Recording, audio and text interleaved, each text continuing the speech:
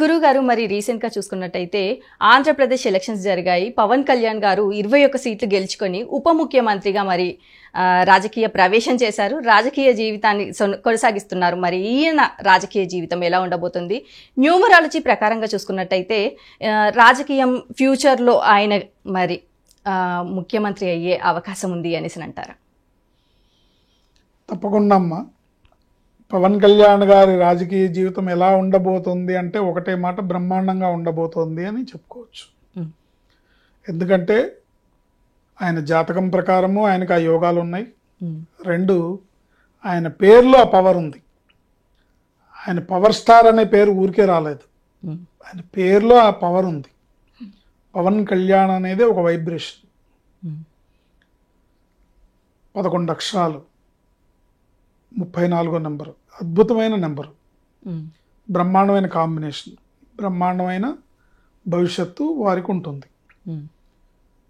అయితే ఇలాంటి రాజకీయ నాయకుడికి సపోర్ట్ ఇచ్చి, ఇలాంటి వ్యక్తికి అండగా నిలబడి, ఇలాంటి వ్యక్తికి చేయూతనిచ్చి తమకు సహాయపడేలాగా చేసుకోవాల్సిన బాధ్యత కార్యకర్తల మీద, ప్రజల మీద ఎక్కువగా ఉంటుంది. ఆయన్ని నిలబెట్టుకోవాల్సిన అవసరం ప్రజల మీద ఎక్కువగా ఉంది, బాధ్యత. ఎందుకంటే అలాంటి మనుషులు, అలాంటి స్వభావం గలవారు చాలా అరుదుగా ఉంటారు. ఎక్కడో కోట్లల్లో ఒకళ్ళు పుడతారు. ఆయన బై బర్త్ సంపన్నుడు కాకపోయినా ఆయన వాళ్ళ అన్నగారి వల్ల కానివ్వండి, తర్వాత ఆయన సినిమాల్లో సంపాదించింది కానీ ఆయన సంపన్నుడే. బట్ ఈ సంపదలేవి శాశ్వతం కాదు, ప్రజాసేవే పరమావధి. మనల్ని అభిమానించే వాళ్ళు, ఆరాధించే వాళ్ళు అందరూ బాగుండాలి, ప్రజలందరూ బాగుండాలి, అందరూ కడుపు నిండా అన్నం తినాలి, ముఖ్యంగా రైతులు బాగుండాలి. రైతులు మనకి పండించి మన కడుపు నింపే రైతన్న కడుపు నిండా భోంచేస్తున్నాడా లేదా, ఎంతమంది అర్ధాకలతో ఉంటున్నారు, ఎంతమంది అర్ధాయుష్ మరణాలతో తనువును చాలిస్తున్నారనే చాలా నోబుల్ థాట్స్తోనే ఆయన రాజకీయాల్లోకి వచ్చారు. అలాంటి వ్యక్తిని కాపాడుకోవాల్సిన అవసరం ప్రజల మీద ఉంటుంది. అంత నిస్వార్థంగా, డబ్బు పైన ఆశ లేకుండా, ఎలాంటి స్వలాభాపేక్ష లేకుండా, పిల్లల కోసం చేసిన ఫిక్స్డ్ డిపాజిట్లను కూడా తీసేసి ప్రజలకి పంచి, తన కోసం ఎక్కడో ఉంచుకున్న ఒక సైట్ని కూడా అమ్మేసుకొని, ఇళ్లను అమ్మేసుకొని, ఇప్పుడు ప్రభుత్వం ఉన్న పరిస్థితుల్లో ప్రభుత్వానికి నా కార్యాలయము, నా ఫర్నిచర్ అనేది భారం అవుతుంది కాబట్టి నా ఇంట్లోనే కార్యాలయం పెట్టుకొని నా ఫర్నిచర్ నేను చూసుకుంటాననే ఇలాంటి రాజకీయ నాయకులు ఈ రోజుల్లో అరుదుగా ఉంటున్నారు. ఈ రోజుల్లో అరుదుగా కాదు, అసలు లేరు అని కూడా చెప్పుకోవచ్చు.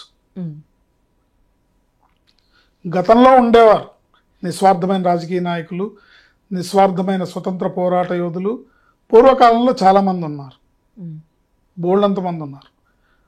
కానీ ఈ కాలంలో లేరు.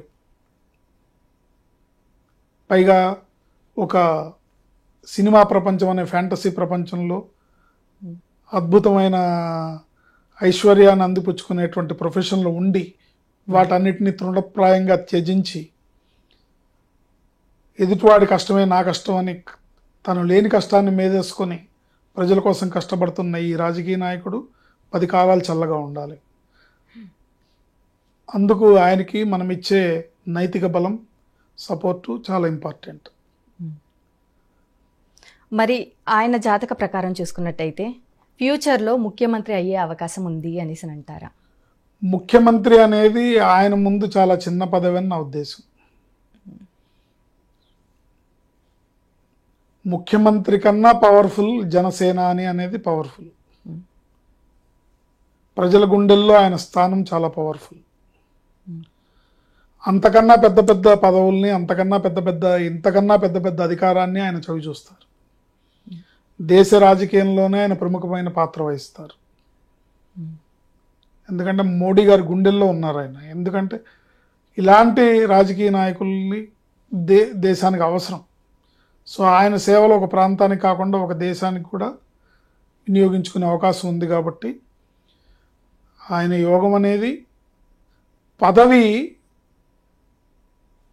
ఆయనకి అలంకారం కాదు.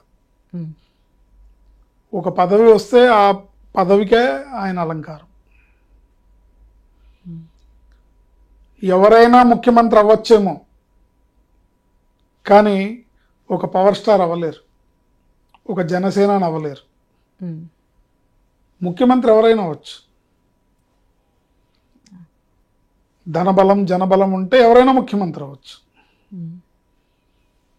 కానీ ఒక పవన్ కళ్యాణ్గా మటుకు ఇంకో వ్యక్తి రాలేరు, అది ఆయనకే సాధ్యం. కాబట్టి ముఖ్యమంత్రి అనేది చాలా చిన్న విషయం ఆయన జీవితంలో.